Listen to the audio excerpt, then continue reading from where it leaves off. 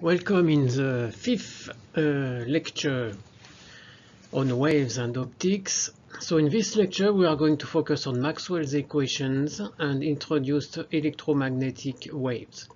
So at first we will introduce the concept of flux. So we will use the concept of flux for in several occasions in the next set of lectures. And also we will see the connection with the flux as defined in electromagnetism. So we will then introduce Maxwell's equations. So first we are going to focus on the three first equations that were actually known before Maxwell. And then the most significant contribution of Maxwell regarding this set of equations, the fourth equation.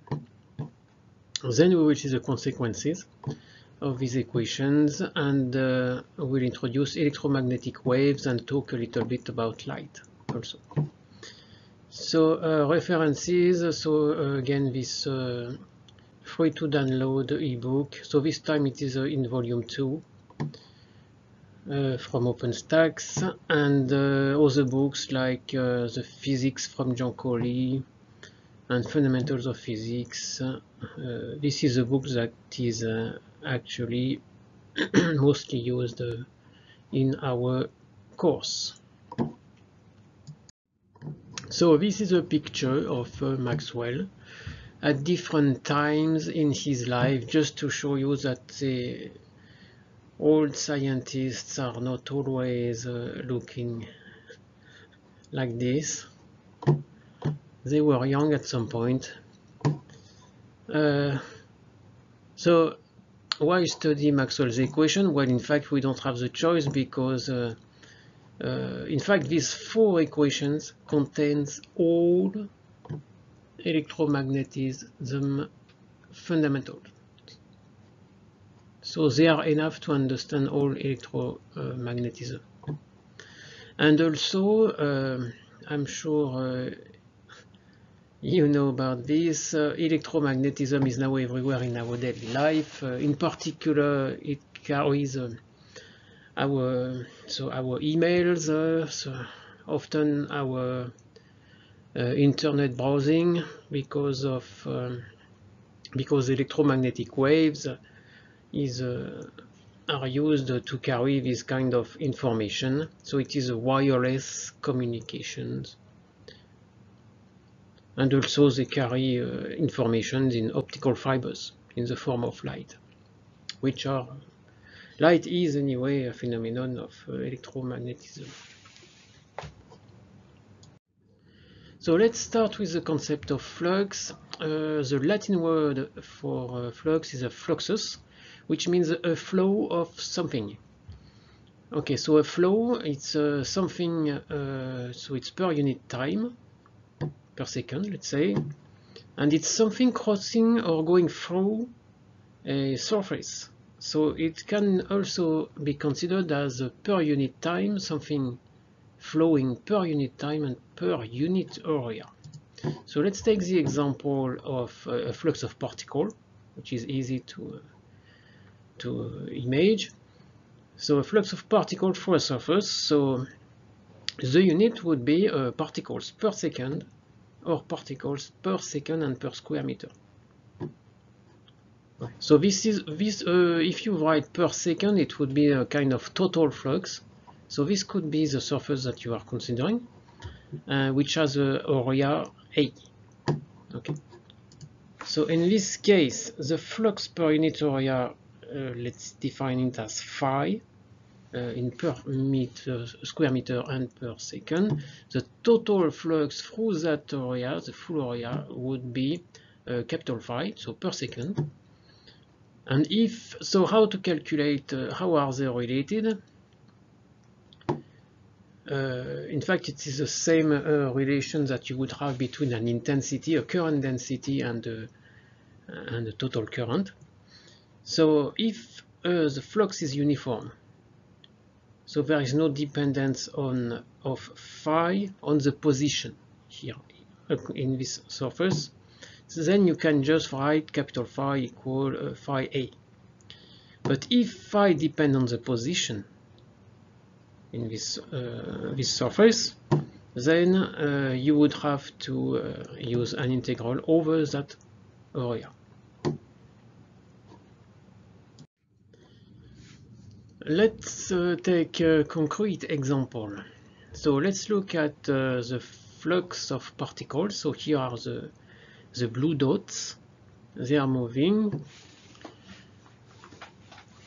And let's look at our, let's say our surface is a black rod here. So this is a 2D system. So our surface is a line, in fact. Alright, so let's look at these two situations. What is the total flux across this surface in this case, and also in this case? So let's calculate. We have okay, per second. Let's say just 1 particle per second on each line. So we have 1, 2, 3. So we have 8 particles per second crossing this line, and in this case only 4. Here we have 4 particles crossing that surface, that line, per second. Alright, so 8, 4. Okay, so this is a concrete example. Let's say that if you decide that this surface is in fact 1 square meter, then you would have 8 dots per square meter in this case. Okay. However, here it doesn't work that way. Okay, so we have 4 dots per second here.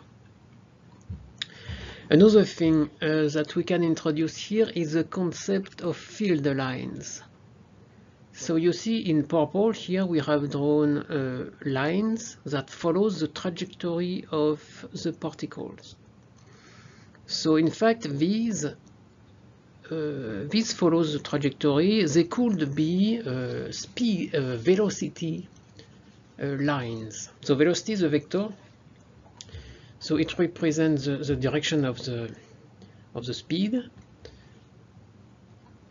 So this could be actually the vector field lines related to the velocity. Okay. So you see where I want to go from that. You have studied the flux in electromagnetism. You have studied the flux of the electric field, which is a vector field. So even when you have moving particles, you can define a vector field, for example, the velocity, a vector field. Okay, and they would be represented by these purple lines in this case. So in fact, considering these, you see that in this case you have 8 field lines crossing A, and in this case 4 field lines crossing A. So let's continue and establish a general equation for the flux. Here we have, in this situation, we have 4 dots per second crossing this piece of area. So we know that phi is also written as phi A. So this phi is particles per second and per square meter. Alright, and phi, the small phi here was 8. So 8 particles per square meter per second. So if you multiply by A, by that new area, you should get the force. So that new area, in fact, is 4 divided by 8 in this particular case. So what is it? In fact, it is the area perpendicular to the flow of the particle. So it is this area, this new area here. It is this one. So how can we calculate it? We know that this is a 1. It has a surface, an area of 1, and we know that angle is theta. Okay, 30 degrees in this case. So this length is just this multiplied by theta. So it's 1 by multiplied by sine theta.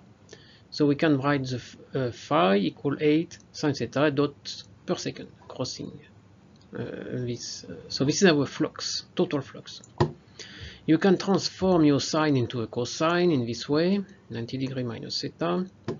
And this, so here we have is equal to u. So u is a unit vector. So in the direction, pointing in the direction of the vector of the velocity vector field.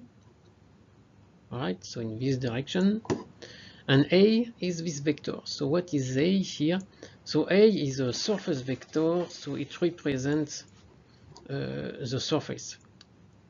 So the magnitude of A is the area of that piece of surface, and the direction is perpendicular to that element of surface.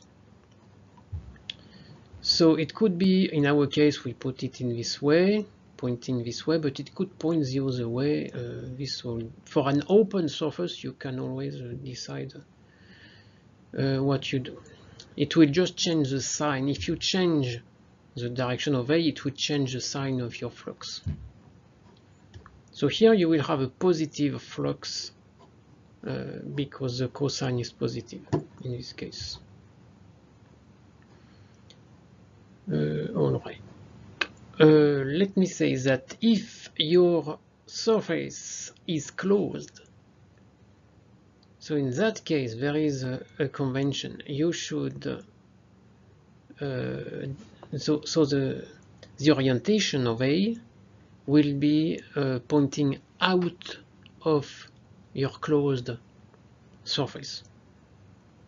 Okay, so imagine yourself inside a closed surface and you point your finger out perpendicularly to an element of surface. This is your vector A. Okay. All right, so we have this. So you can write, we can write our flux as a function of the angle in this way. So phi 0 would be for alpha equals 0, so it is 8. Right. And u is the direction of particle velocity, v. So in fact, the general equation for a flux is given here.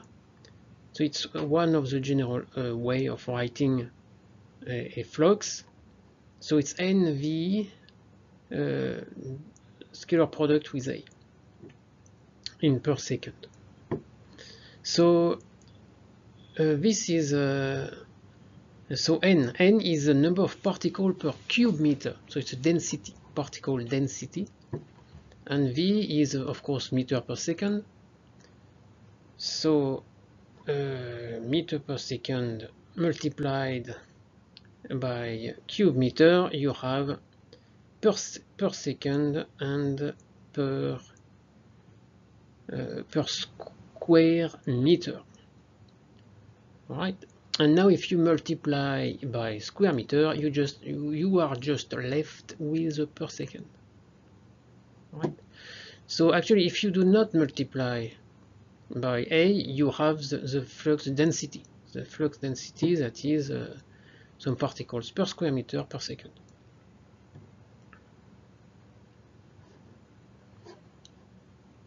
Okay, so you again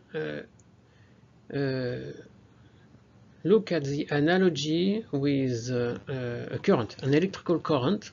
You know that the current density in electricity can be represented as ρV, ρ being the density of charges, and v being their velocity, their average velocity. Okay, so it is the same concept. You have a density multiplied by the velocity of these of what is moving, right? What is flowing. Right, so it doesn't have to be real particles. In this case, you have a particle moving. In the case of an electrical current, you would have charge carriers moving, so most of the time electrons. But you could have whatever, for example, a flow of energy, so which is called intensity, as we have seen in the previous lecture, and we will see that again. So in that case, you would have, instead of number of particles, you would have joule per second, right? And it can be anything. It could be mass, so kilogram per second, etc. Let's now look at what happens for a small surface element. So here, for example, you have several small surface elements, so 1, 2, 3. So the element of flux corresponding to that element of surface is given by this equation. So N and V are of course taken at the position that you are considering. So for example, for surface 1, you would be at this point. So the sign of the flux is defined, in fact, comes from the scalar product here. So as I said in the previous slide, if it is a closed surface like this one, your dA should point outwards. So for example, for that number 1,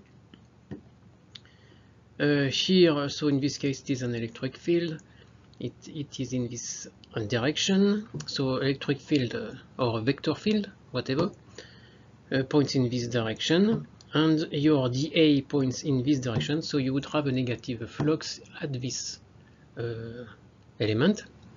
In this case, you would have a positive flux. And of course, if both vectors are perpendicular, then you have no flux. Alright, so here again, this is designed to be an electric field, but it could be the vector field of some particles crossing this surface. Okay. So now let's assume that the particle density n is uniform, so there is no variation in space. So when you take the integral in order to get the total flux, n can be taken out of the integral. Right. So you take the integral of phi, integral of all these, but n can be taken out. And here you see something interesting. You see that the flux of this particle is in fact just that density multiplied by an integral of the vector field with this area. So this is similar to what you have studied. So you have defined the flux of the electric field as the integral of that electric field dot an element of area, and the integral with over the whole area. So this is, in fact, you could define this as the flux of the vector field V. So you see that the total flux of something really moving can be connected to a flux of a vector field. So again, as I said in the previous slide, so you don't need to have just particles flowing, but you can have mass flowing, charge. So charge will be in fact an electrical current. You can have some kilo per second moving in a fluid mechanics, for example. You can have also energy flux, which is called the intensity, in fact. Alright, so now let's take the example of an electrical current. It's a flux of charges. Okay, so it's Coulomb per square meter per second. And it is defined by this equation. So it's the typical equation of a flux.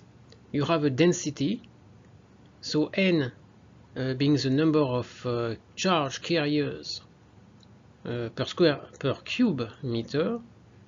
Then you have the charge of the electron in Coulomb. So this is in Coulomb per cube meter. So it's a charge density multiplied by the velocity, so the drift velocity in this case of these charge carriers.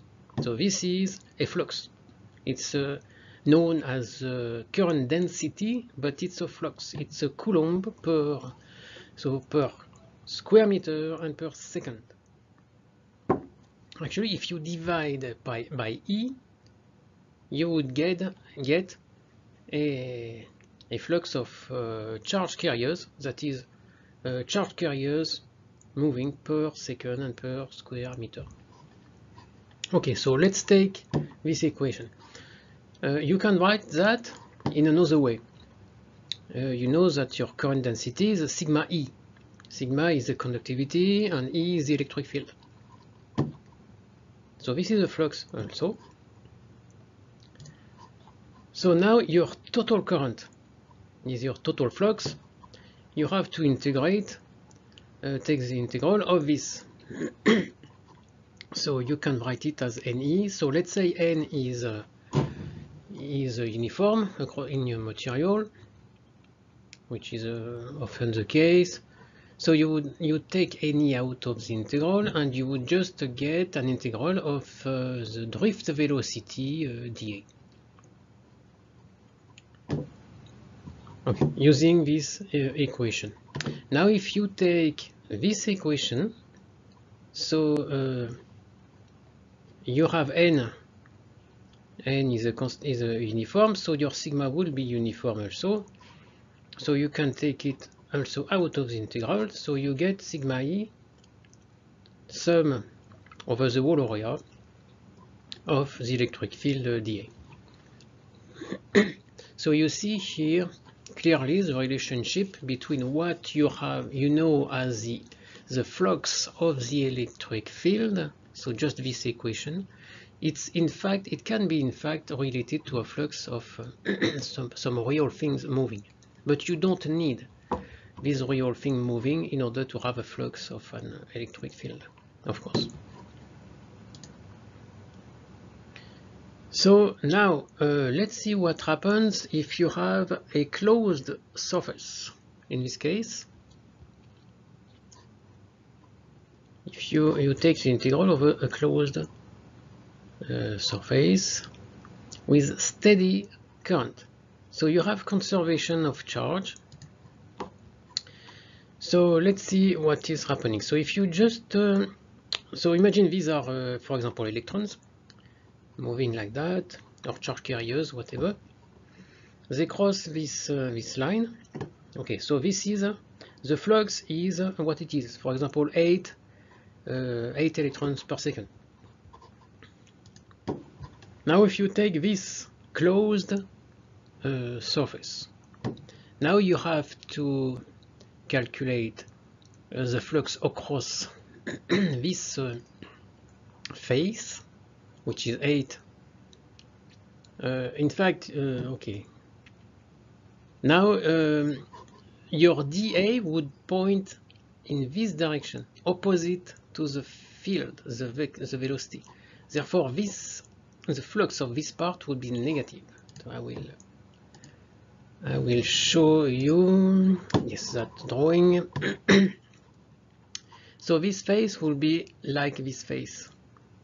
Okay, dA points this way, so the flux here is negative for this. Right.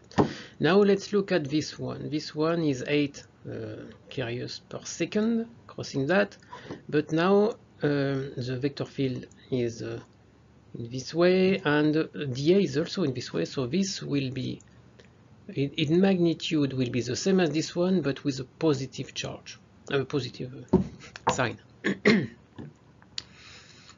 So you have plus 8 electrons per second here, minus 8 electrons per second here, so the total is 0.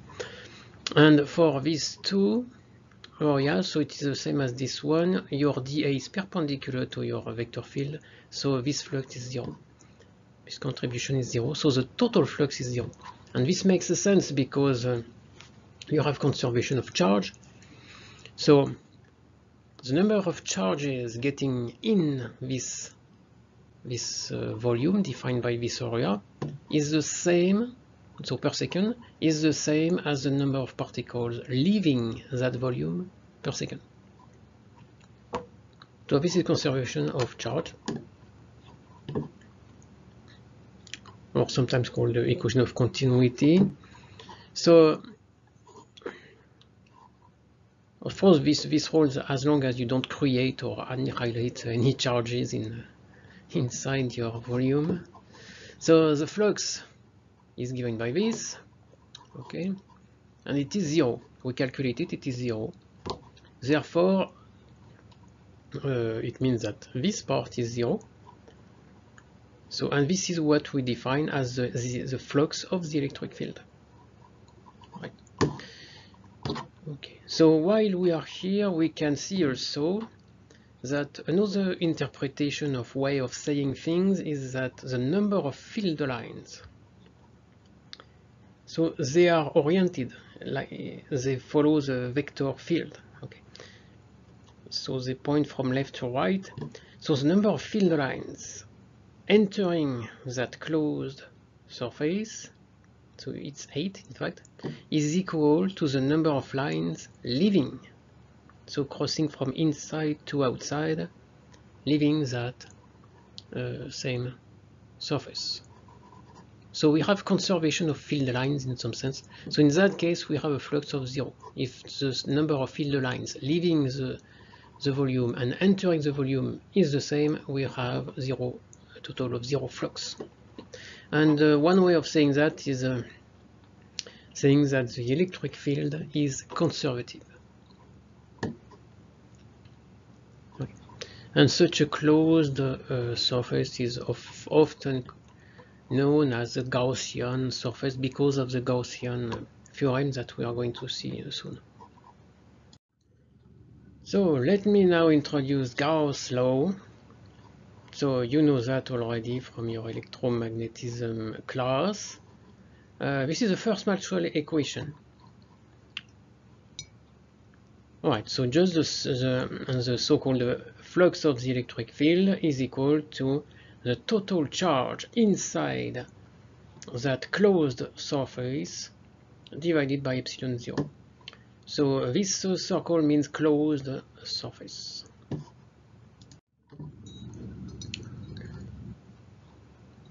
So let's look when there is no charge inside your closed surface. So in that case, this integral equals 0, and we say the electric field is conservative.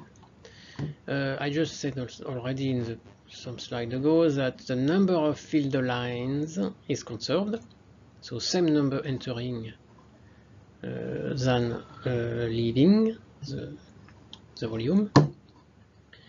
So in that case, we can say that there is no sink or source of field lines inside the pipe. Right? Same number of field lines, in this case at A and at C. So they are horizontal in this case. Therefore, the flux at A here is equal to the flux at C in absolute value. They are opposite in sign. Okay, so this one is positive because E is is oriented the same way as dA, and here they are oriented in a different way. So phi is negative here, and of course here perpendicular. So the phi sorry, I didn't have the laser pointer. So A is here, C is here. B is here. Right. So again, for a closed surface, dA is oriented towards the outside. So imagine you are the viewer, you are inside the closed surface, and you look around you. Your DA is oriented in the viewer direction, that is where you are looking at. Okay, so if you are inside, you are looking in the direction of DA, but of course perpendicular to each surface element.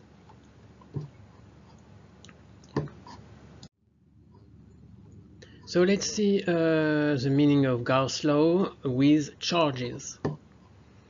So as you know, positive charges are source of field lines.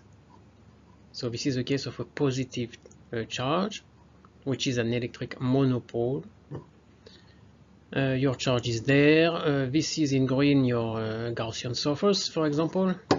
So you have dA pointing outward, outside, your electric field also pointing outside. So this scalar product will be positive.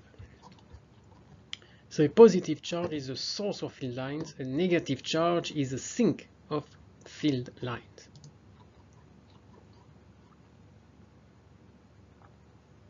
So in the case of when you have charges inside your Gaussian surface, your flux will not be zero, and it was shown that it was equal to the total charge enclosed inside that surface divided by epsilon 0. So there are source of field lines inside the closed surface, so there is more flux or more lines of electric field getting out than getting in.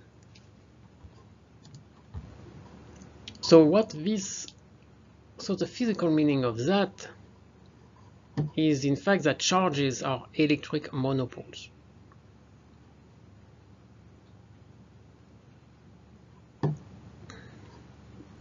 Because the field lines and therefore the flux is directly related to the charge, to the monopole.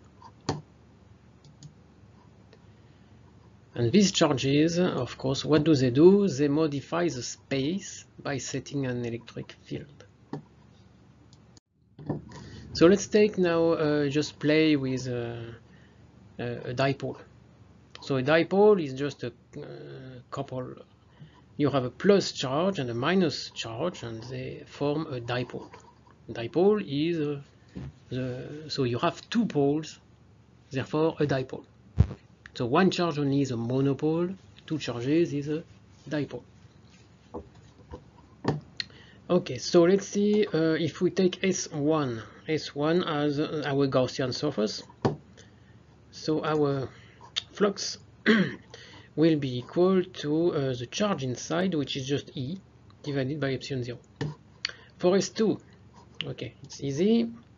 It will be minus E, divided by epsilon 0, because we have a minus charge.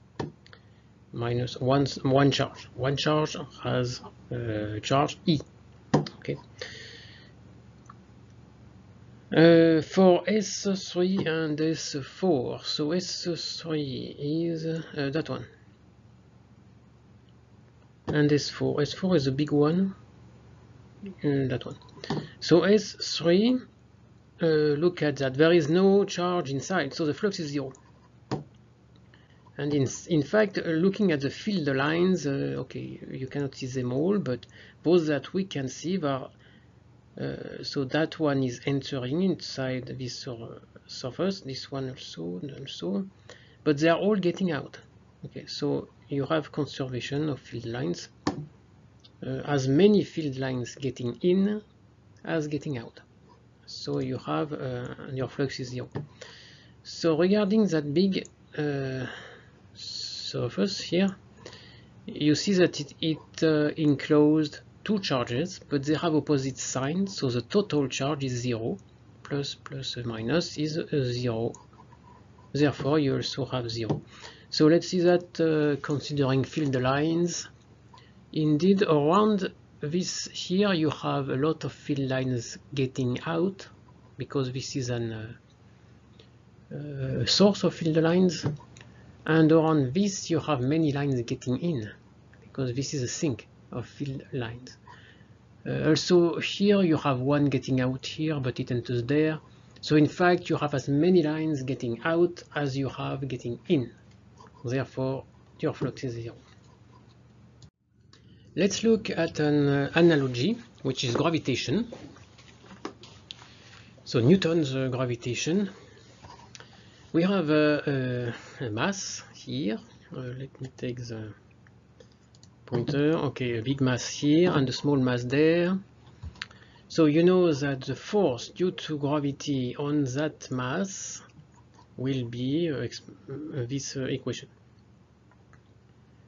Okay, so you have the product of the masses and a fundamental constant of gravitation here and the distance r squared here.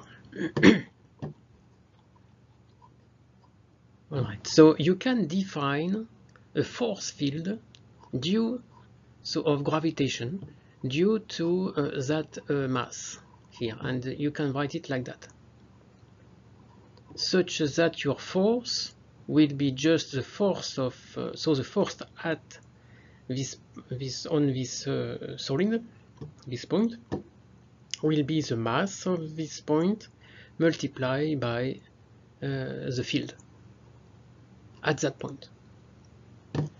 So this is very similar to electricity, where you have F equal QE. Q is the charge, E is the electric field.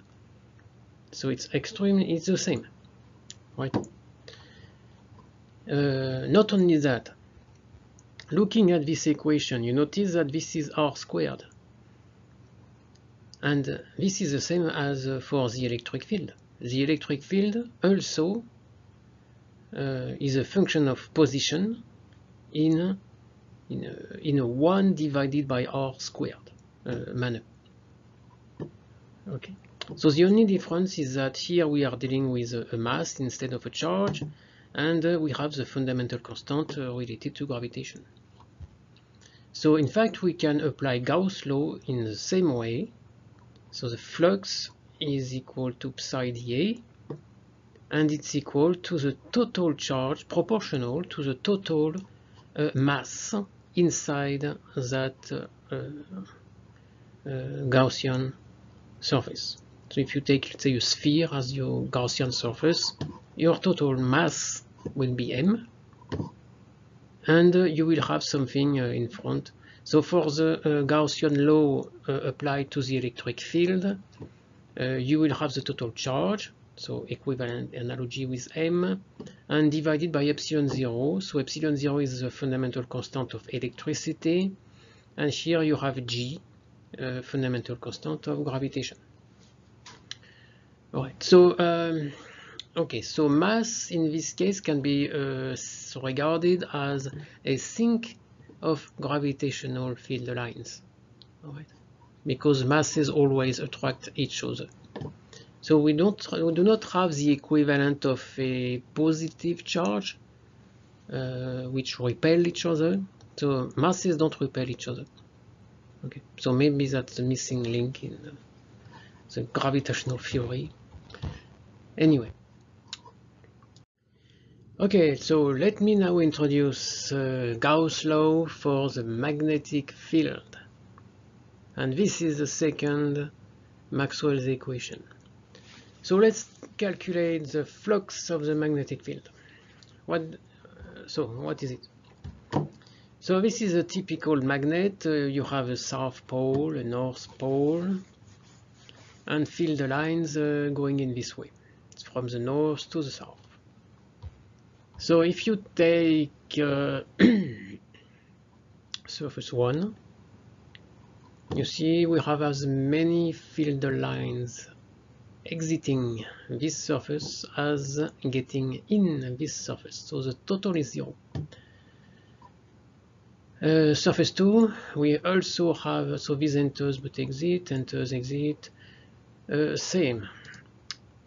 So in fact, for any Gaussian surface, as many magnetic field lines enter and exit the surface, which means that your flux will always be 0, always. So that's a very simple equation. And the meaning of that is that there are no magnetic monopoles. So at least in the normal observation. And because there are some research actually going on at least theoretical work on magnetic monopoles. Okay, but this is way outside our syllabus, and it's obvious for no one. It's a subject of research currently. All right. So as you know, when you probably know that when you break a macroscopic magnet, then you don't just get the South Pole on one side and the North Pole on another side. Each piece reorganizes itself with the South and the North Pole. So there are no magnetic. You cannot isolate a magnetic monopole in normal situations. Alright, so we have seen that electric fields can be created by charges, by electrical charges. What about the magnetic field? How can we create a magnetic field? So this is Ampere's law, written here. What it says is that, so this is the integral over a curve, and a circle because it is a closed curve. So this is the closed curve in this case, so the red line. It is oriented, as shown by this arrow. So if we, so this is called the circulation. So it's the scalar product with a field, so a magnetic field in this case, a cross product with an element of curve, yes, so oriented in this direction, and you just integrate that over the curve. This is a circulation. And the Ampere's law shows that this integral is equal to mu zero, the fundamental constant of magnetism, multiplied by the total current enclosed in that curve, closed curve. So the signs, be careful, the signs of the current. I1 here is oriented out of page. I2 is inside the page. There is I3 also, but it's not inside the curve, so it doesn't matter. So in this case, we would have to sum I1 and I2. So how to sum them? They are going opposite ways. So in fact, in this case, it will be I1 minus I2, taking each one as absolute. The absolute values for both I1 minus I2. Why? It's let's say it is like a screw. If you take a screw, right? When you turn a screw, it's going. If you turn it, okay, maybe I make a small drawing. Let's take a screw. So let's say just have one, it's a minus a screw, like that. And it is oriented like that, okay, with the point there. So when you turn this clockwise, this screw will go this way, okay? So the orientation, in fact, is decided by the orientation of your curve. Okay, so let's see. This is, let's say, this is a screw that is pointing out of page. So if you rotate that screw in the same direction as the curve orientation, you would get out of page. All right, and this is counted as the positive. So anything that is this is a positive way. If you just look at the curve, so this is a clockwise, so the positive, so a screw rotating with like that curve is pointing out of page, and that's the positive orientation. All right. So for this one, you see that it is pointing outside the page, so it is associated with this kind of rotation of a screw, therefore it is considered positive. This one, however, is pointing out of page, so if you want to go out of page with a screw, you would have to turn in a way that is opposite to the orientation of the curve. Right? You would have to rotate in this way if you have a screw like here. Okay. Your screw is here. You have to turn clockwise, so in this case like this, which is the contrary of the orientation of your curve. Alright, so if your screw is going in the same direction as the orientation of your curve, then it's positive. If it's going the opposite way, it's negative. I hope it's clear. Alright, so the interesting thing is that a magnetic field can be created by moving charges. Here notice that these charges are moving at a constant drift velocity. Okay, there is no change with time. Nothing is changing with time in this case, in this equation. Time does not appear in this. So these currents are constant. So let me now focus on one very important aspect of the Ampere's law. So this is an integral. It's over a curve. Okay, over a curve. But this current is crossing a surface. So we have to define a surface related to a curve. And there are many of them. You can choose almost an arbitrary number of surfaces linked to a closed curve. For example, taking that example, so you have a line here, so your current is flowing in this wire. You decide your curve for this circulation. Let's say this nice circle. You orient it in this way. So in this case, I will be taken positive because your screw, if you turn it in this case counterclockwise, you would go in this way, which is the same as the current. Alright, so let's back to our which surface can you choose?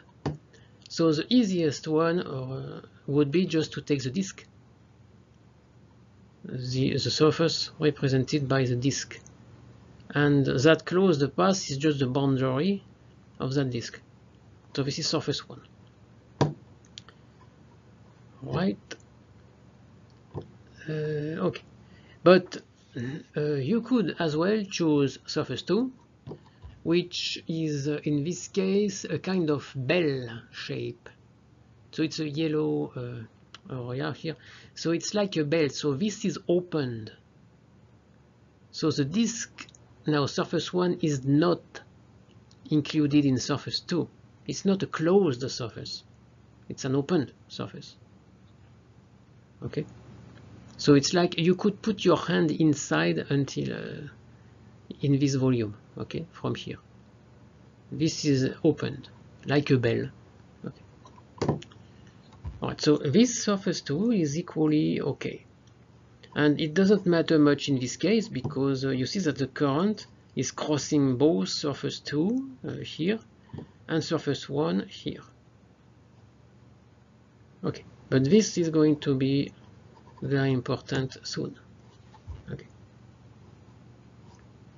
So we say that I is the total current passing through any opened surface bounded bounded by the path of the line integral, okay, which itself is a closed path.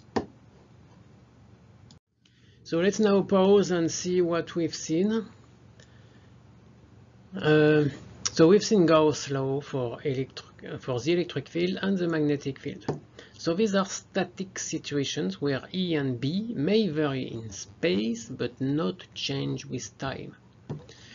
Ampere's law, this deals with steady state, so steady flow of charges, which means that neither the current nor the magnetic field change with time.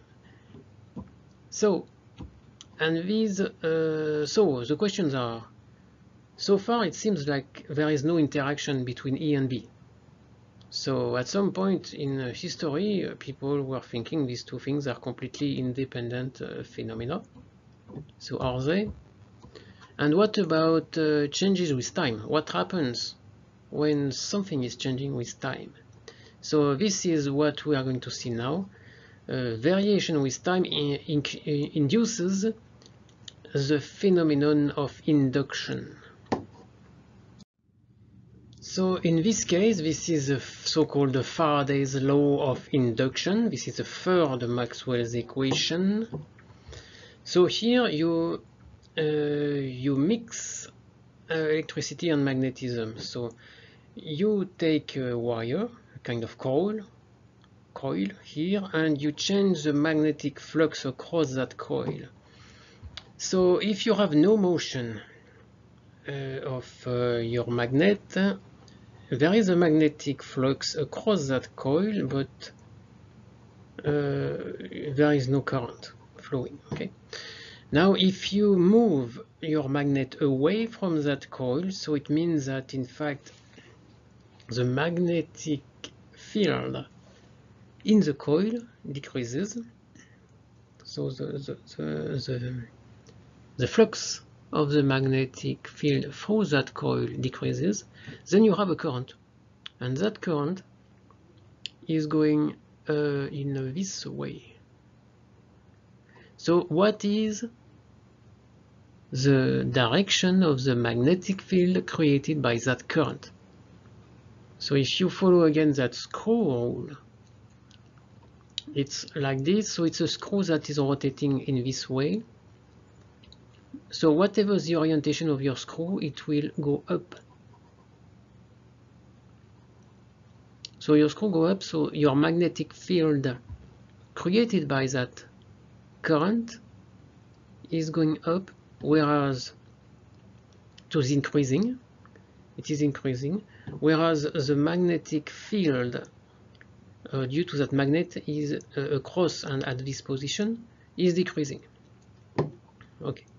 So it is, in some sense, the coil is trying to fight, to resist the change, so this decrease in magnetic field by increasing it. Okay, this is kind of inertia. Okay, an inertia phenomenon. Okay, so this is when so the magnet is moved upward. So in that case, the magnetic field across that coil increases and the flux increases, and we have a current flow in this way. So that current flow, now the screw would move downwards, so the magnetic field would also be downwards, so it would fight, it would be opposite to the magnetic field, so it would fight against the change. So this is the equation showing this. The circulation of the electric field in this wire. So if you choose a kind of surface, I mean a curve that would be around that coil, is negative of the derivative of the magnetic field. So it's not the magnetic proportional to to the flux of the magnetic field, because here you do have a flux here, but there is no current induced because it is not changing. So you need a change with time of that flux in order to have some disturbance in that wire and create a flow of charge. So this is Faraday's law of induction. And that's interesting because now you link electricity with magnetism. A small change or whatever change of magnetic field with time induces a change of the electric field in space. Okay, you need a difference in the electric field in order to have charge flowing. Okay, and the way it works is so Lenz's law. It's that inertia phenomenon. The induced current has a direction such that the magnetic field due to that current opposes the change in the magnetic flux that induced that current. So it fights the change in some sense. And this makes sense. It is linked to conservation of energy. Okay. So the physical meaning of that equation is in fact conservation of energy. So in fact, the magnetic field and the electric fields carry energy. So for example, if your magnetic field varies from B given value to 0, it could be this way. If you go very far away, it will drop to almost 0. So its energy has to flow somewhere and it goes into an electric field. So, but the best way to see that is what would happen in this location if this were not true. So if the contrary happens, let's say let's take this one, your magnetic field increases across that wire, and the response is to increase it even more. But that increase in magnetic field is a positive feedback, because it would this itself would create an additional increase. So in fact, it would be enough to move your magnet a little bit inside, and then it would be just a feedback phenomenon diverging. You would create energy in that way. Okay, so this doesn't make any sense. All right. So this physical meaning is conservation of energy. All right, so let's pause again and look at what we got. This is Gauss' law for the electric field. So it only involves electric field and electric charges. So this is completely just electricity. This is Gauss' law for the magnetic field. It only involves the magnetic field. Okay, and dipoles, magnetic dipoles. All right, so this is pure magnetism.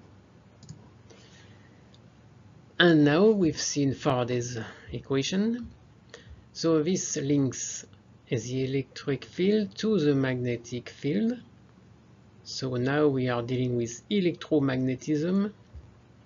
And we've seen that a change of magnetic field with time induces a change of electric field in space, or it can create an electric field in space. Okay, so we have also that one, Ampere's law. And Ampere's law is quite different from the rest. If you compare this is the circulation of the magnetic field, and this is the circulation of an electric field. But then on the right side of the equation, it's quite different. So what about a change of, I would like to write here, like for example, a change of electric flux with time, like d phi e dt. I think it would fit quite nicely on this side, right? So the question is, but still there is no change with time in this equation, right? So what about a change of electric field with time? And what's the link with that equation? Can we get something similar to that, but interchanging E and B? And that is the contribution of Maxwell.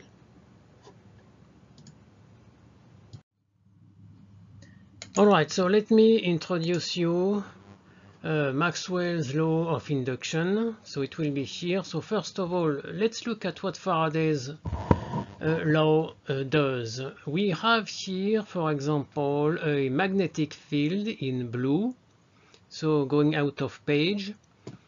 And according to this equation, so let's say at the beginning there is a steady magnetic field, so there is no electric field. And then this magnetic field starts changing, and we have a change in the flux of the magnetic field in this region.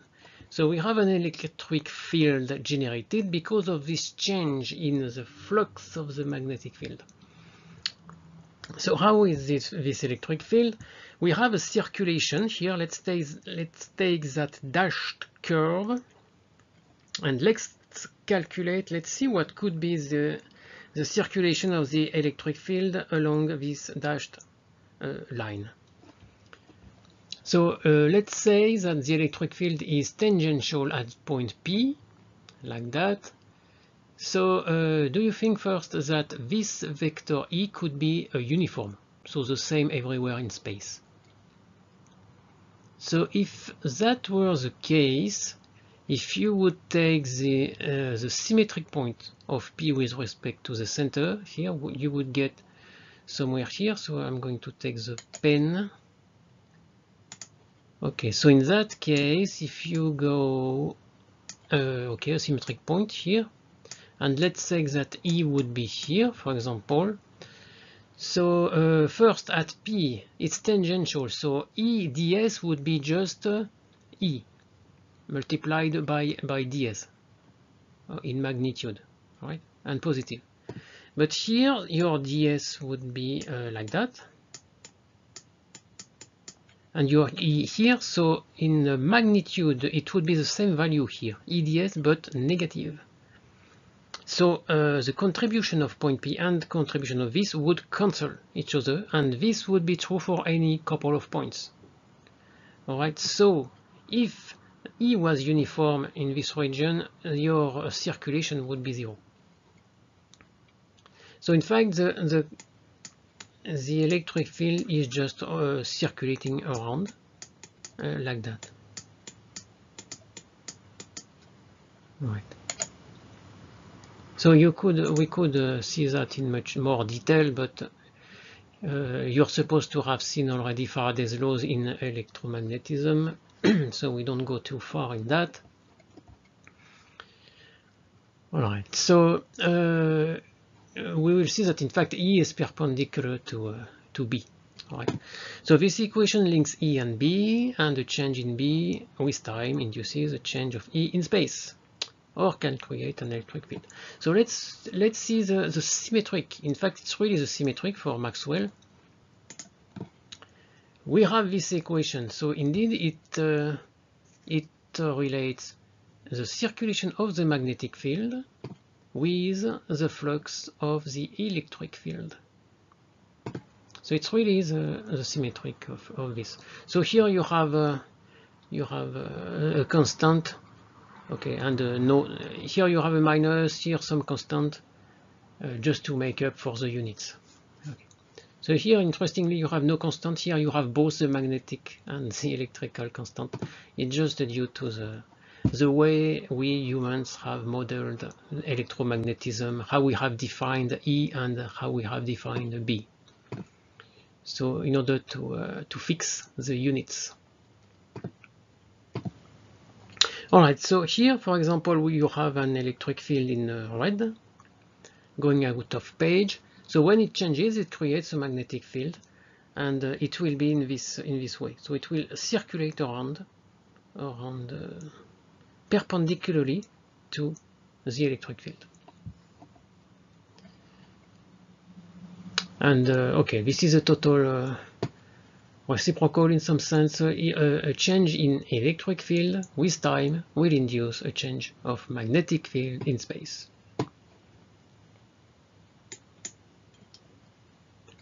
And you have the electric field is perpendicular to the magnetic field. Alright, so now we can write our fourth equation, which is named Ampère-Maxwell law, because you have here Ampère says that the circulation of B is equal to mu 0 I, and Maxwell says the circulation of B is equal to this. So in fact we just sum the two, and this becomes Ampère-Maxwell. Alright, so looking at this part, you see there is mu 0 I, and here you have mu 0 and something else. So from the point of view of dimensions, so the unit, this piece has the unit of an electrical current. Therefore we can call it a current. So we can, and it is named the displacement current. So it was named the displacement current by Maxwell, and it is epsilon 0 d phi dt. So why the displacement current? Because you see that it is like a current. So a current normally, you may think again at our definition of the flux at the beginning. We say a flux is a flow of something moving, right? So in fact, and in the case of an electrical current, it is the flow of charge carriers. But here there are no charges in this term, okay? Nothing is really moving.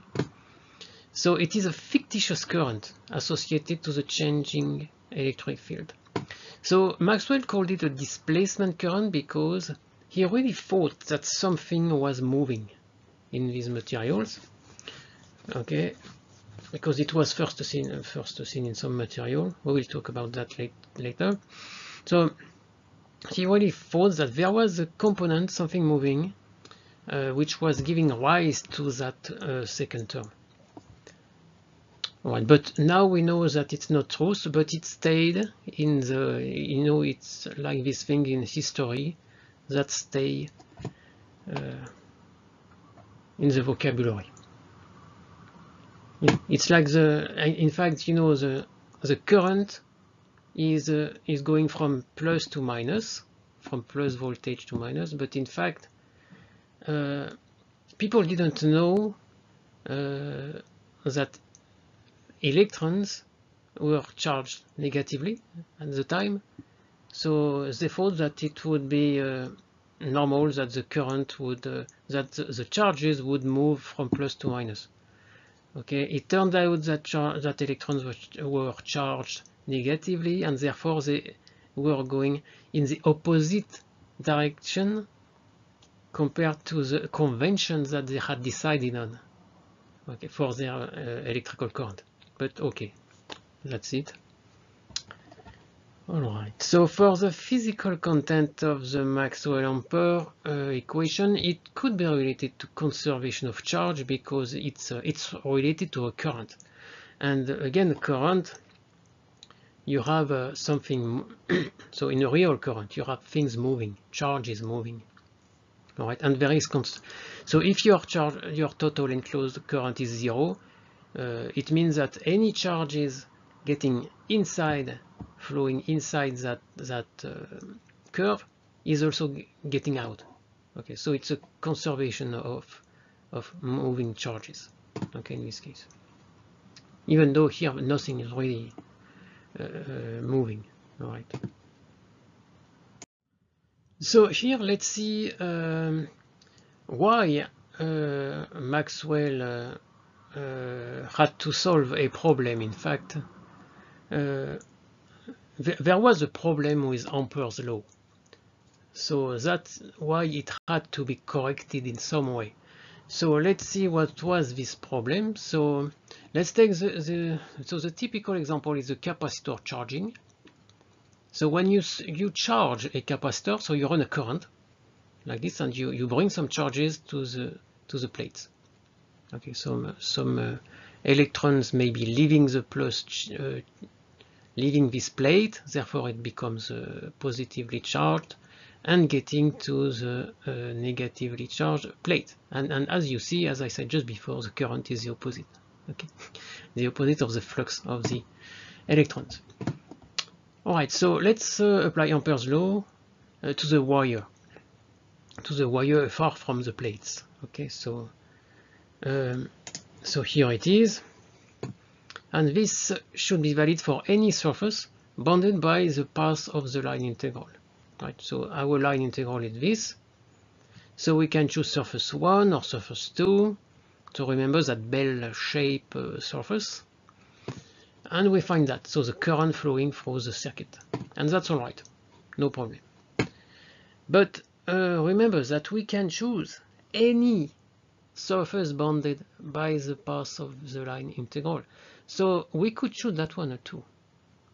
So our path is still the same, but now we can choose.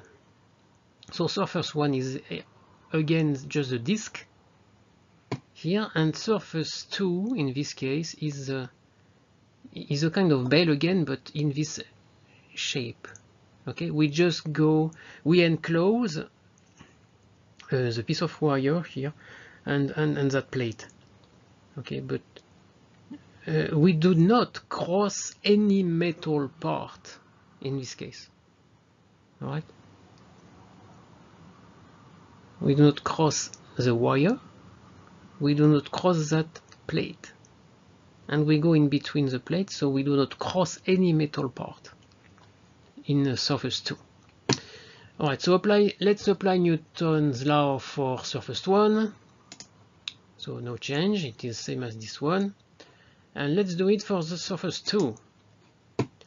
We have 0 because we do not cross any metal part, so there is no current to take into account in this case.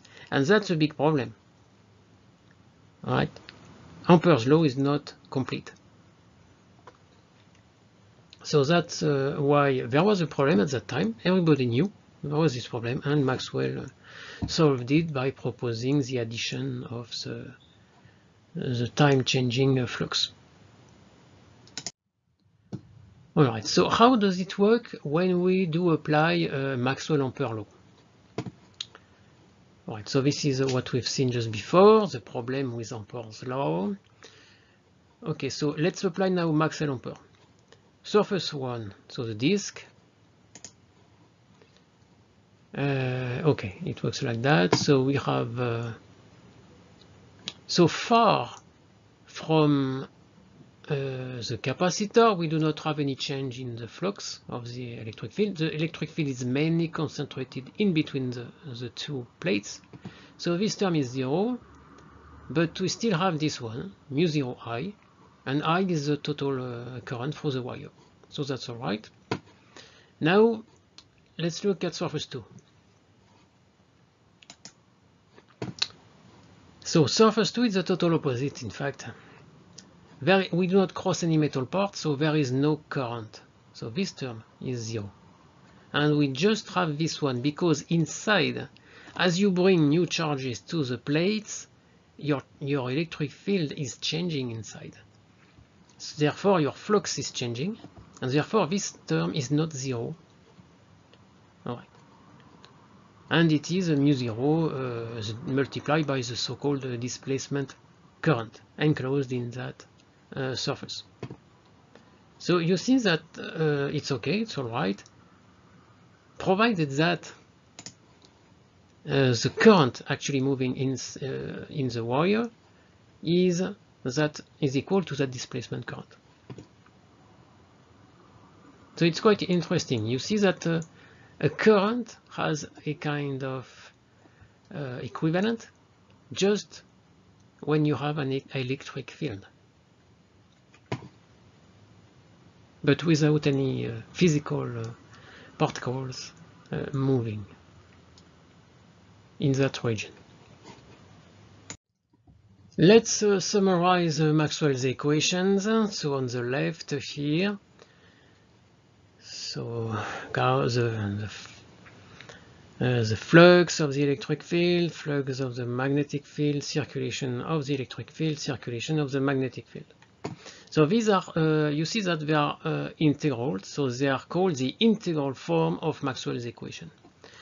So next year you will see that, or maybe another year, but in another year, yes, you are going to see that you can write them in a so-called differential form. These are also called local form because these are integrated form. You integrate a given volume or a surface. Here it's local form, so it is they are defined at a given point. So and they are exactly the same. They are equivalent. So this is the Gauss law, local point, local form. So the flux of the magnetic field equals 0. This is equivalent to Faraday's law, and this is equivalent to this law. So this is called a curl. Okay, and this is a curl of E, a curl of B. This is now, you see the difference. This is a local form, so you have the density. J is the density of current. It is therefore ampere per square centimeter or per square meter. This is the total current. So you see that this is a change of flux with time, and a change of flux is anyway related to a change of the magnetic field in this case. So here you just have the change in the magnetic field. All right. And here, instead of the total charge, you have the density of charge. So it's really local. And in case you wonder what is this thing, it's the so-called Nabla operator. So it's just the derivative with respect to space. So in one dimension, it will just be d dx. All right. So it's a derivative. Just take it as a derivative in space. So in one dimension, this would be a derivative of the electric field with respect to position. So dE dx, for example. All right. So don't worry, you will know soon what is Nabla if you haven't already met this operator. It will be everywhere in quantum mechanics, in of course electricity because of that. It's everywhere in mechanics also. In analytical mechanics, everywhere in when you have vectors. So you will get used to that. This is a so-called divergence. It's a scalar product because this is regarded as a vector. So this is a divergence and this is a curl. Actually, this curl you saw before we had. Let me draw something. Pen. Let me do it properly. Okay, remember we had let's say the magnetic field going out of page, and then we were looking at the circulation of the electric field around a circle. So in fact, this quantifies how the electric field rotates in this direction.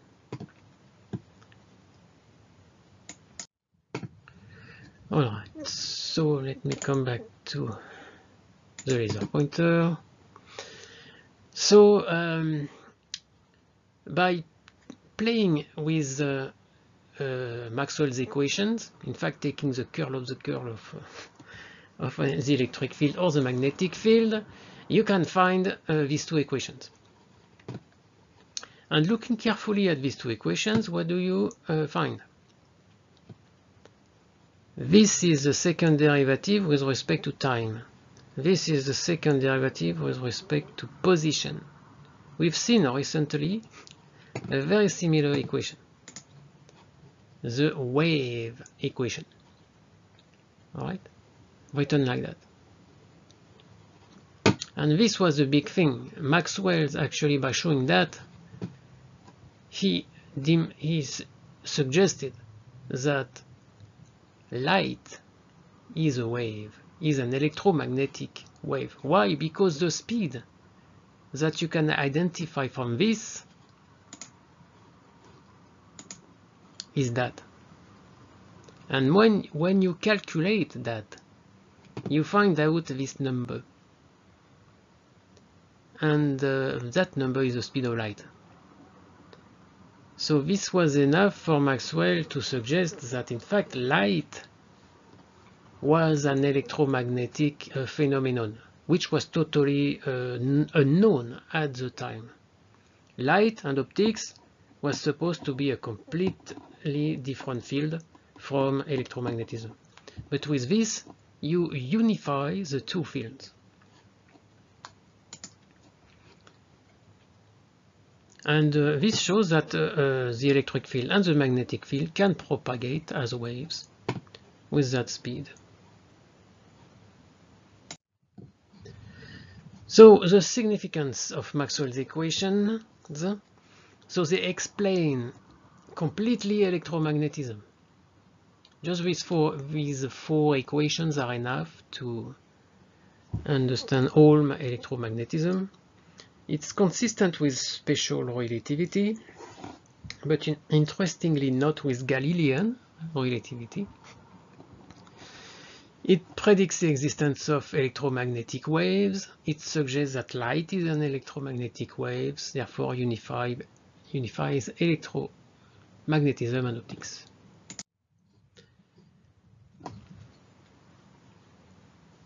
The interesting thing also is that waves can exist in a vacuum. They do not need any particular medium as a propagating medium. So that's quite interesting compared to other types of waves. But here you don't have anything moving, so it some kind of makes sense because it's just an electric field and a magnetic field. There is no rope is moving, no molecule is moving, so you don't need a particular medium. So just one comment. Here you see that equation involves only the electric field. This equation involves only the magnetic field. So can you have only an electric field wave or only a magnetic field wave? So you should know the answer by looking at Maxwell's equations. No, because they vary with time. E and B are linked by Maxwell's equation, okay, Faraday and Ampere's Maxwell.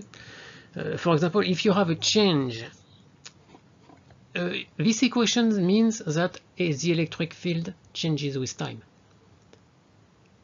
All right, and if it happens, remember that it says that you will have a circulation of B in space. Therefore, you will have a change of B in space, like this. Okay, so this term implies you have that. And if you have that, you have that. And if you have that, you have this. Okay, according to Faraday. Alright, so they are in fact the same thing.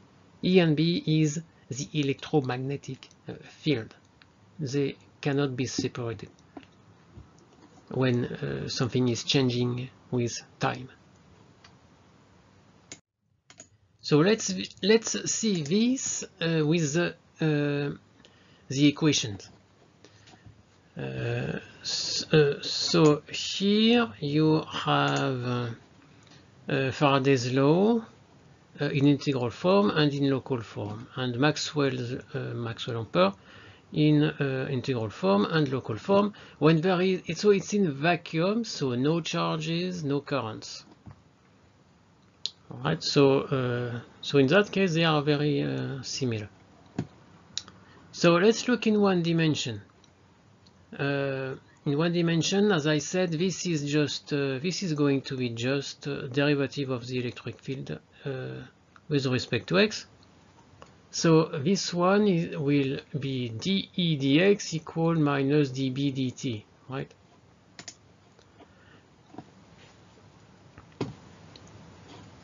And for Maxwell, it will be, so this is dB dx, equal this constant dEdt. All right.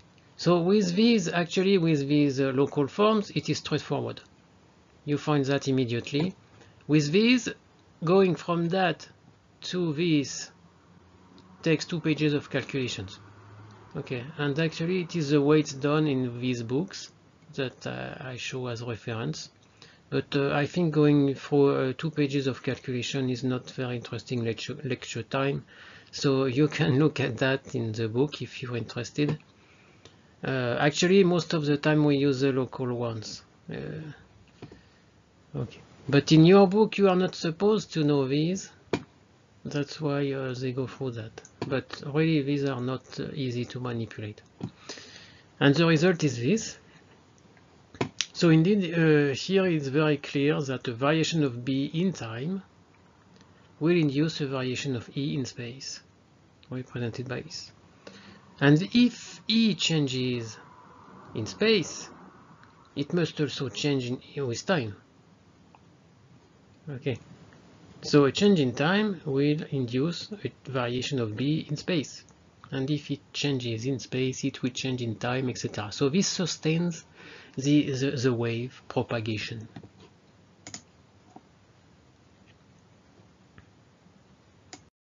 Let's see how electromagnetic waves are generated using an antenna. So this is typically used for radio waves for wavelengths ranging from centimeters to meters.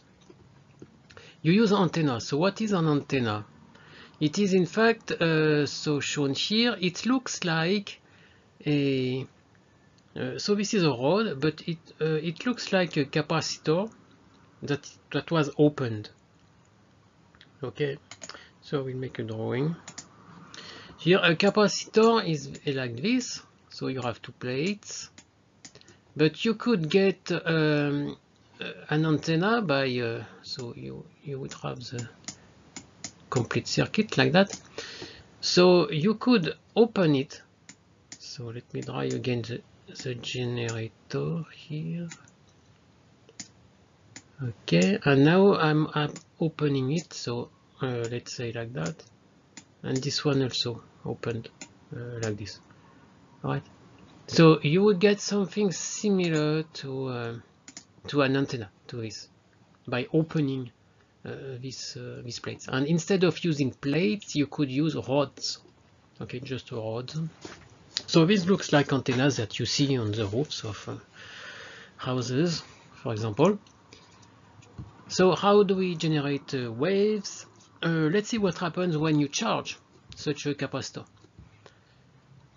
So you run a current with your generator here. So in this case, you have negative charge accumulating on this part and positive charge accumulating there.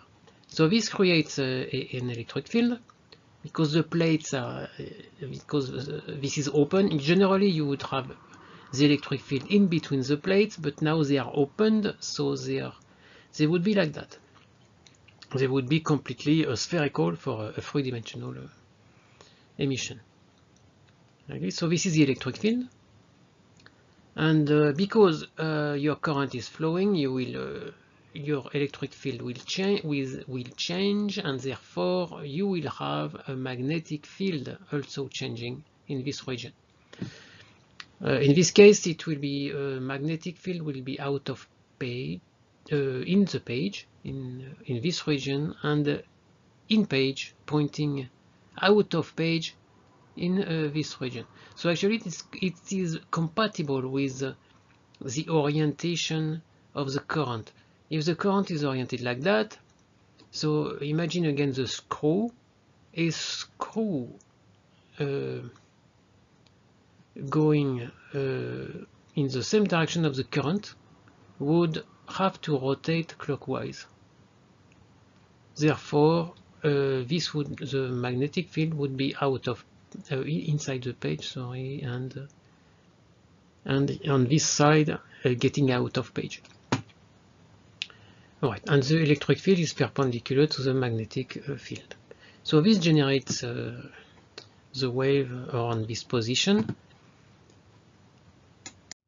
So here we this is the same as the same drawing as in the previous slide, but now what we do is that we use an AC generator. So the current will oscillate. You need, therefore, remember, to create a wave you need an oscillator. So in fact, this generator will be an electrical oscillator. So at some point your current will be in this way, positive, but at a later point it will be in the opposite way. So in this case you will have the opposite situation. Your electric field will be in this way, and the magnetic field will be the opposite. Okay. But by this time, this pattern will have moved away because these waves propagate, and now this pattern is now here. All right. So that is how you generate a wave that is traveling. Yes, so E is perpendicular to B. The direction of wave travel is given by, so it is in this way, right, left to right in this case. So E, if you take E cross product B, what happens? In this case, you go down, and okay, if you do the usual finger thing, you know,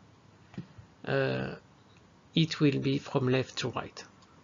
Okay, the propagation. So this gives you, this cross product gives you the wave propagation, the direction of the wave propagation. So we will see that cross product again, because it gives you, in fact, the direction of the propagation of the electromagnetic energy. It's also a transverse wave because E and B are perpendicular to the direction of the travel. Okay, so that's a signature of a transverse wave. All right. So so far away from the oscillator, we would have such a thing in an intermediate distance, let's say, but very far away. This piece, you would see only this piece, right? Very far away. And this, you can say that in fact these pieces of lines of electric field are just straight lines and parallel straight lines. And same story for the magnetic field. So you would have straight lines perpendicular to the page, in this case in page, and this one out of page, right? So this, in fact, so these are supposed to represent maxima of the electric field. So remember, like wave fronts, you would get, let me draw something.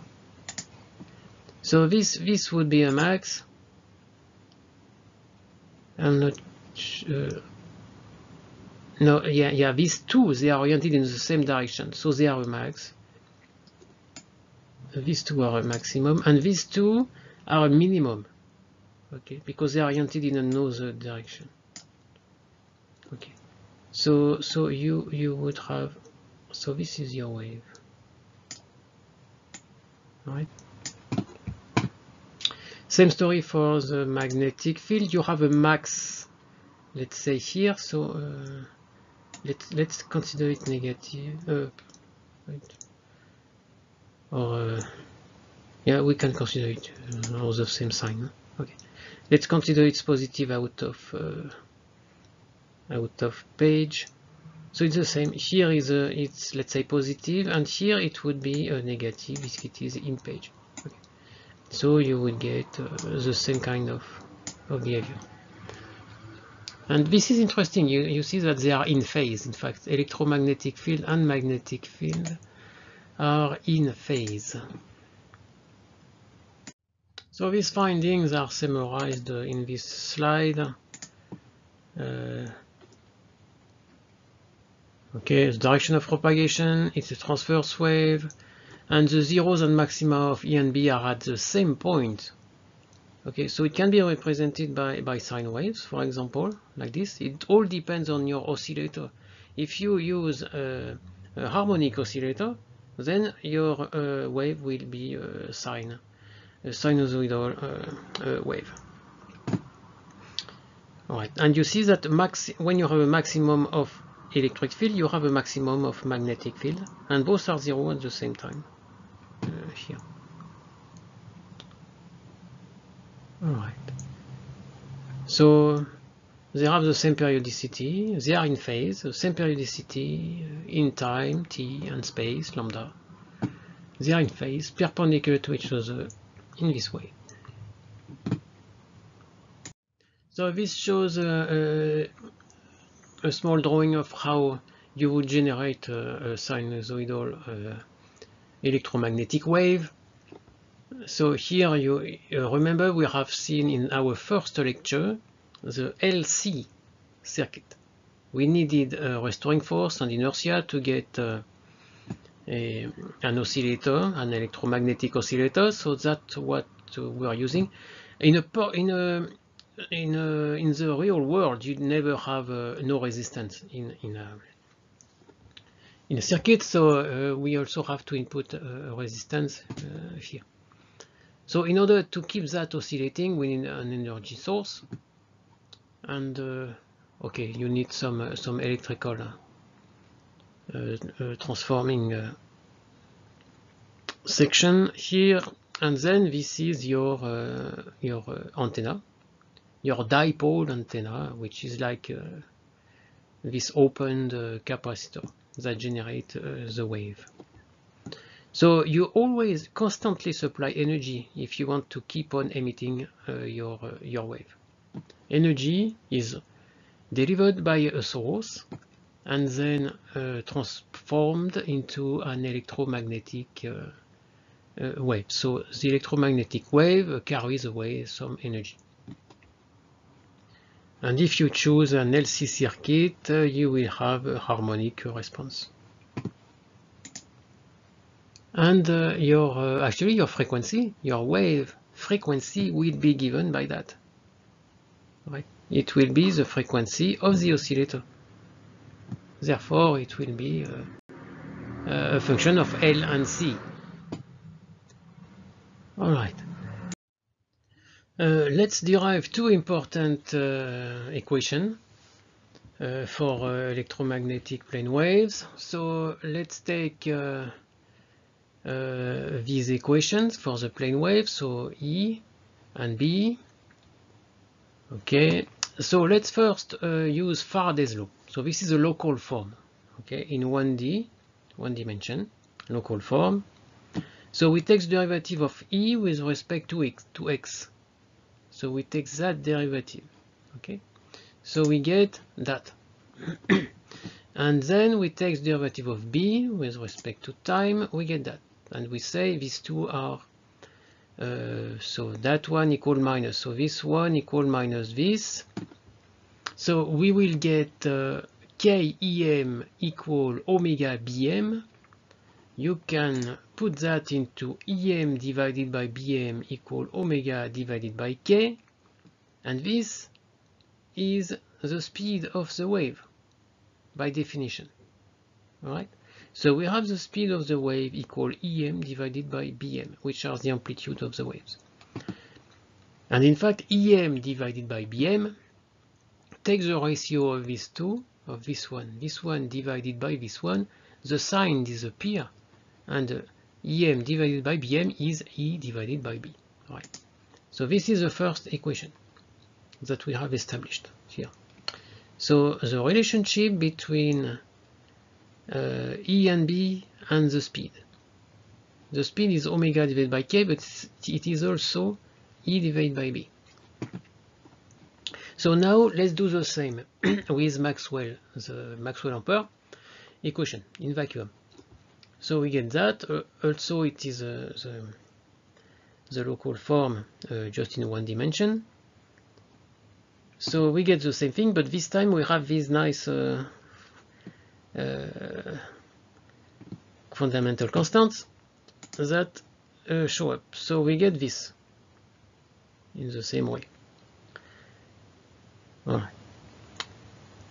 But because we know that EM divided by BM is V, so we can replace EM divided by BM by V on this side, and therefore get this expression. So indeed, the speed of light is the velocity of our wave.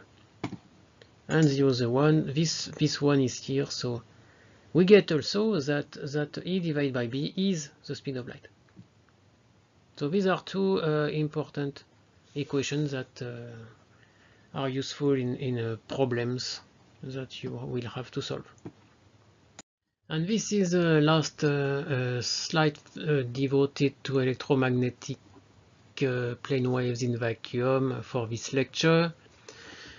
It summarizes all we have found so far about them. So this is a typical representation of this electromagnetic wave. E perpendicular to B, perpendicular to the direction of the propagation. You can use these typical harmonic functions to express E and B.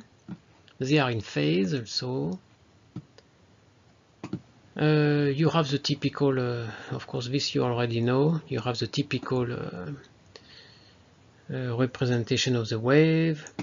Here the speed is c in the vacuum, right? And we have these two relationships, c equal E divided by B, and the expression of the speed of light. So next lecture we will see wave intensities and polarization. But before that, let's just look at different properties of light. So I just want to show you a few things regarding electromagnetic waves, some general things. So like visible light is an electromagnetic wave. So the wavelength is from basically like 400 nanometer, which is violet, to about 700 to 800 nanometer, which is red. So this is a wavelength. And this is actually the response of our eye, okay, the detector response. So I already discussed a little bit the concept of the response of a detector. So in this case, you see that the maximum we detect very easily in the green, but almost nothing in the violet and the red. So in fact, what is here is ultraviolet, and we don't see it because our detector has zero detection there. And infrared also cannot be detected by our eye.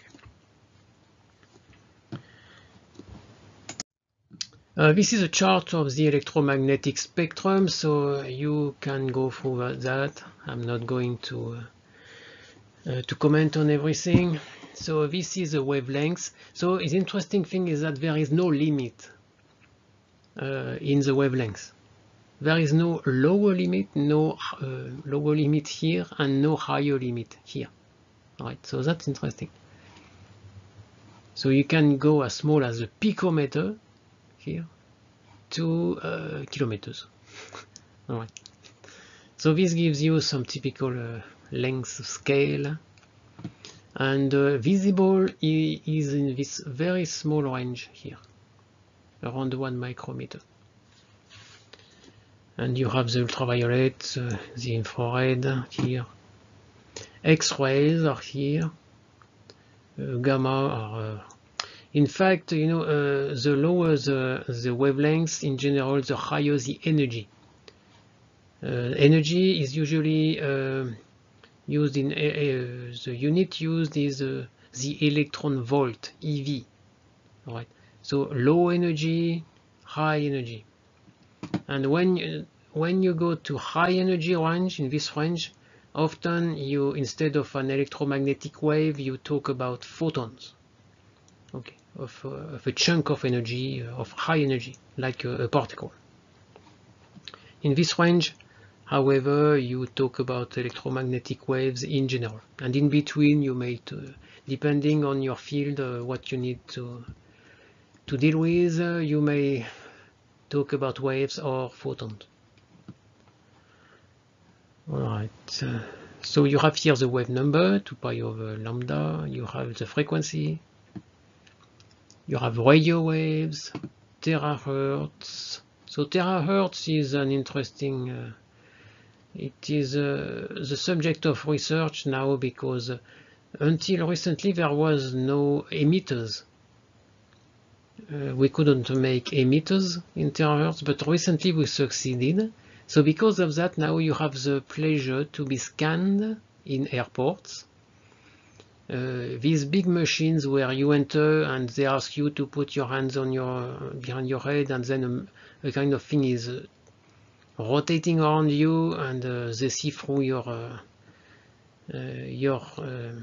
clothes. And why they can see through your clothes? Because the wavelengths of these terahertz waves are about the millimeter, in the millimeter range. So typically a wave can penetrate through something about the same distance as its wavelength, even when it is absorbing. When the material is absorbing some wave, still the wave can penetrate like about some wavelength inside it. So that's why these wavelengths here, these waves can penetrate through your clothes and therefore reflect out of your body, and so they can see the shape behind your clothes. Okay. So there are other, fortunately, other applications. All right. So okay, let's. So noticeable in research also, crystallography uses X-rays. It's not only used for radiography, like medical X-rays. It's also used for crystallography to determine the crystal structures, and of course to screen your luggage at the airport or the places. All right. Another thing interesting is the black body radiation. So any body, so black or not, can emit, in fact, anybody at a given temperature emits a very particular spectrum of electromagnetic waves. For example, the sun taken as a black body, so as just a body which has a given temperature, and the sun surface is at about 6,000 Kelvin. Okay, so a body, whatever solid, whatever gas, at a temperature of 6,000 K will emit will emit electromagnetic waves at these wavelengths with this intensity. So this shows the intensity for each wavelength emitted by this such a body. As you know, the sun, you can see it. It appears roughly white, and because it emits like that. Okay. So we cannot see. In fact, the sun also emits a lot of infrared that we do not detect with our eye, and a lot of UV that we cannot see also with our eye. These are examples at other temperatures. So this one is just a 300K, which is a typical 300K would be like 25 degrees Celsius. So it's typical everyday temperature. So you see that it is infrared. We don't see it. So at night we don't see anything. Cats and some animals can see some parts of that. If you look at your stove, for example, sometimes when you increase the temperature of your cooking stove, for example, you will see that it turns red, and this is because it is reaching some temperatures like 1800 K, So in that case, it emits this spectrum. So it's barely visible. So you have just the red part of the spectrum here. So that's why we say a red hot object. Okay. So a heater also, in winter, some heaters based on electrical the conversion of electrical energy into heat rely on the heating of some materials, which gets a little bit red also. So they emit a lot of infrared, and you feel that heat, but also they emit a little bit of red light because of that. And this is a cosmic background radiation, the so-called fossil emission. So, as you know, in astronomy, the Big Bang theory, there was once upon a time there was so something called the expansion. Was it the expansion? So the inflation. The inflation, and anyway, at some point, at the beginning, the world, the universe was so compact that even light could not get out of that, like a black hole. You know, and but as it cooled down and expanded, at some point light could go out, could go through, and this is what remains of that. So at that time it was very hot, and now it is at 2.7 K. So this is a famous thing in astronomy. Alright, so of course we could use infrared vision, so to see in the dark. There are several techniques. You can amplify the visible light that can get in your system with some special device, but you can also convert, you can also detect with some devices infrared light, for example, and convert it with false colors in order to see things like this. So you sometimes see that in some sci-fi movies or war movies, things like that, especially in the Predator movies. And finally, a word about solar radiation. So here is a typical, so I've said that the emission of the sun is like a black body. So this is a black body in gray for about 6,000, so in this case 5,250 degrees C, black body spectrum here. In yellow, it is what we detect at the top of the atmosphere, and in red, it is radiation at sea level. So the difference between the yellow and the red is what is absorbed in the atmosphere, and in particular here I've written the absorption bands, so water in the atmosphere, CO2, water, oxygen, and here you see ozone. So ozone actually is a good thing, because UV can be dangerous for us, especially the so-called deep UV, so the below 250. So here you see that ozone absorb all this, and this is a good thing for us. So that's if ozone becomes scarce in the atmosphere, that could become a big problem for us. Okay. All right, and this is so for solar cells, for energy conversion. If we want to convert the energy of the sun into electrical energy or whatever other energy, we have to deal with that spectrum in red, at least at the surface of the Earth. Right, so there is a lot of research to convert, because it's not easy to convert all. For example, you could be able to convert all the energy in this range around the visible, but not in the infrared, for example, or the contrary. So there is some research trying to maximize the conversion of solar energy into let's say electrical energy.